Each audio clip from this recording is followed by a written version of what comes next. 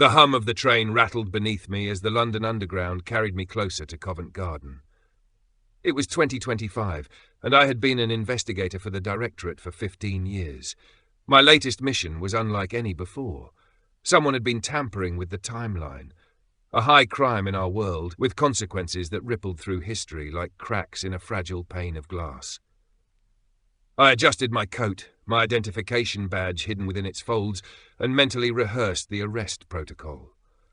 This individual had last been seen at Covent Garden. It should have been straightforward, but as the train slowed and the mechanical voice announced the station, I felt an inexplicable weight settle over me.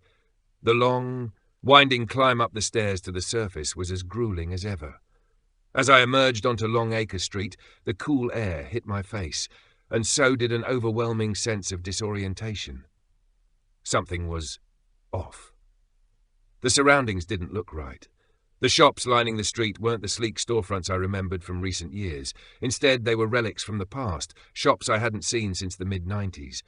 The colours, the signage, the very air around me seemed to hum with nostalgia, dragging me into a time I thought was long gone. I stood there, rooted in place, my pulse quickening. It couldn't be. Yet everything around me screamed 1995. Memories of that year rushed back like a wave, music blaring on radios, baggy clothes, and Hannah. My mind reeled. Was this part of the tampering or something worse? I shook myself and checked my weapon and ID, ensuring they were secured and concealed. Whatever was happening, I had to stay professional, composed. I couldn't afford to lose focus. And then I saw her. A young blonde woman approached, her steps quick and purposeful. She called out my name. "John." I froze. My mind was playing tricks on me, surely. But as she drew nearer, I felt the blood drain from my face. It was her, Hannah. She was exactly as I remembered her, 20 years old, full of energy, with that unmistakable voice. Except she shouldn't have been there. "Is that you, John?" she asked, stopping just a few feet away. Her brow furrowed, and she tilted her head, studying me. "You look older." Panic surged through me. "I think you've got the wrong person," I said quickly, my voice steady but my heart racing. She didn't buy it. She shook her head, her blonde hair catching the light. "No, it's you. I recognize that look, those grey eyes, the way you talk. I've been with you for 18 months. It's you, and you have a lot of explaining to do." Her words hit me like a freight train. She wasn't wrong. Back in the mid-90s, I'd worked as a driver at a store on Long Acre. Hannah had worked there too. We'd dated. She used to wait for me outside this very station after her shift. It had been a simpler time, a different life. And now here she was, standing in front of me, as if I had stepped back into that world.